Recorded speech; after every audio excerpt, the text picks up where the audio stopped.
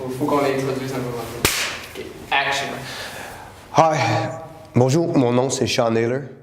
Je sais pas, aujourd'hui tu vas écouter mon histoire. On a parlé avec tout le monde, qui voit maintenant, ça c'était mon histoire. On va parler en anglais, m'excuse là, parce que c'est difficile pour parler en français, pour vous expliquer des affaires avec des détails. Cool? Alright, let's roll.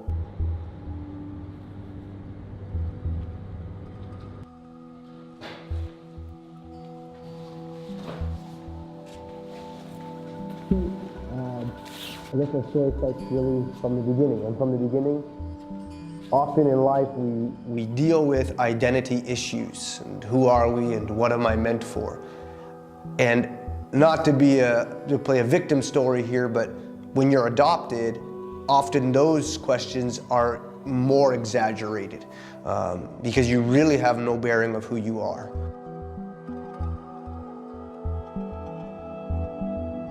And so basically, when I was 9 years old, I didn't even know I was black, really.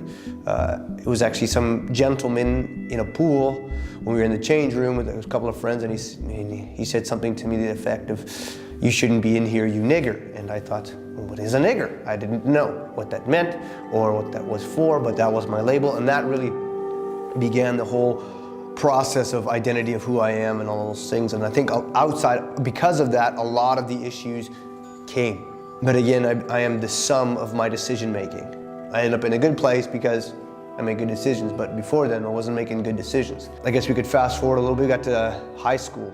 And that's where things kind of took a little bit of a difference. You know, what happened was I began to see females for the first time in a different way than I had seen them before. So I didn't really pay much attention to my school studies. There was a couple of other black kids in school, so I identified with them quickly because they were the same color as me, and I didn't really understand the idea of identity, that it doesn't rest within the group, but it's you as an individual. And so I aligned myself with them. We played sports, did those kinds of things, and I was chasing girls pretty much my whole high school career. I didn't have good marks coming out of high school because of that. Not just because I just chose not to do homework, chose not to do those things, and I didn't know what to do at that point. I was like, well, I can't get into school. I couldn't get into any school. I couldn't get into Cégep, couldn't get anywhere. So I had to do something. I didn't know what to do, and I kind of saw, you know, you kind of watch movies and you see the way some of your character roles are played out, in the sense that you see someone play this role, and you might identify that way, you might think it's cool, and so you walk that out. And so that's where I started selling drugs. I literally just started selling drugs and told people I sold drugs. You'd be surprised how easy it is to find that stuff. And now, because of my personal skill set, which is networking, I grew really big, really fast. It was fun for the beginning. I mean, you know, you go to parties and you have an unlimited amount of money, and everybody thought that you were like the coolest person. And if you're a person that likes attention that way, then it's a good lifestyle, essentially, right? And that's in that way. Not to say that selling drugs is a good lifestyle, but you get that attention that you seek, and but you don't realize how shallow that attention is. As soon as that money is not there and all that bravado is not there, those people aren't there anymore. And you know, each day I'd wake up and be like, what am I doing with my life? This is stupid. I can remember this story, this one experience while selling drugs. I went to a house, and in this house, well, I didn't go into the house, sorry, I was in an apartment building, and I got there, and it was at 3 in the morning, and I'd already come to this guy's house, like, in this guy's apartment, like 3 times that day, because he was a crack addict. So I dropped it off, and as he came down the stairs, he had his daughter in his arms, and I was like, I'm a part of this. That's a beautiful child. I'm part of the ruining of this process. Now, this guy's making his own decision, of course, to do that, but I'm a part of it. I'm bringing that to him, and so I was just rattled, big time rattled. So I decided that I was gonna go out west and just take a little bit of a break. So I left the business to somebody else for a little bit. At that time I had a good amount of money stacked up, and so I really didn't have to do much work. So I get this phone call, and the phone call says, he's like, yo, it's gone. And I'm like, what's gone? He's like, it's gone. What's it? You know, we're all talking in code, we're on the phone, everyone doesn't know what they're talking about. But finally, we kind of get to the idea that I have been robbed. So all of my money, all my stash, everything's gone. And it sunk in that I had no money, and I was on the other side of the country. I didn't know what I was gonna do. I was like, how do I get out of this one? And because you go from basically going to a restaurant and doing whatever you want or whatever, just pay for whatever. I mean, you just had money. And then you go to a space where you don't have anything. It's really different. It's the first time I was ever poor. And so I remember I would take a shoelace and I would put the shoelace to the bottom of the jacket and I would tie it really tight. And then at the time, puffy jackets were in, so I was okay. So I'd walk to the grocery store and I would just start putting food into my jacket, zip it up, and I'd pay for a chocolate bar.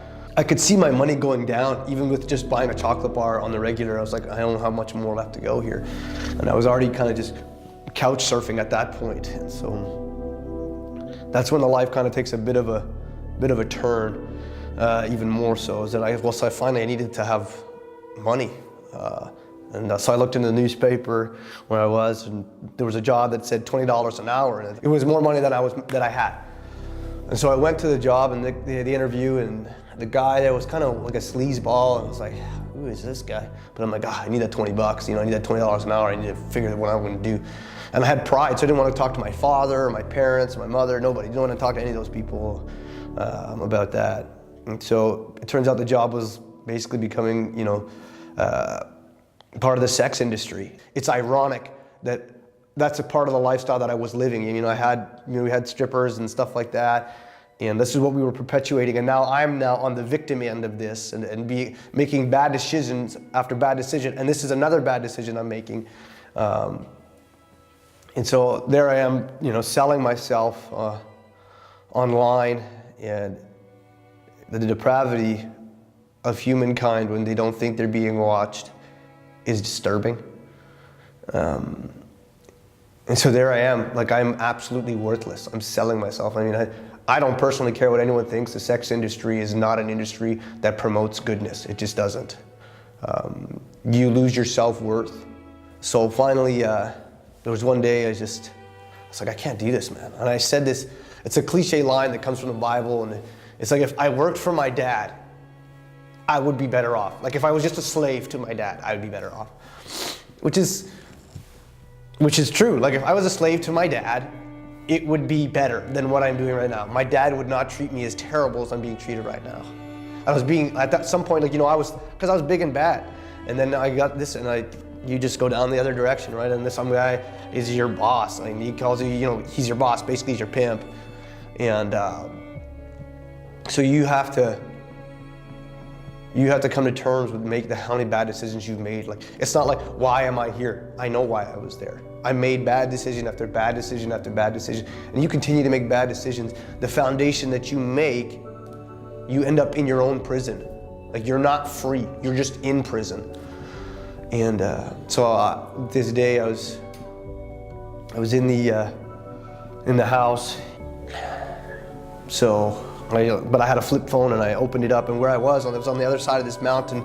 We were near Whistler, and so I was on the other side of the mountain, and you don't get much reception there. And so I was walking around the house trying to find a signal. I was going to call my father and kind of just lay it out for him. So I finally, I'm trying to press send, and it doesn't work, and then finally send, and it works. And so the phone rings, and I'm like trying to prepare myself. What am I going to say to my father, He's your dad. Like, what do you say to him? Yeah, kind of get choked up a little bit about this, but. So I call my dad, and the phone rings a couple times, and then he picks it up. And he says, hello. And I can't even respond. Like my mouth is just frozen. My father knew me so well that he could tell me by my breath over the phone, over 10 provinces away, or 9 or whatever it is. And he just says, I love you. Just broke me. And so my dad says, I love you. He restores all that value, just right in one sentence.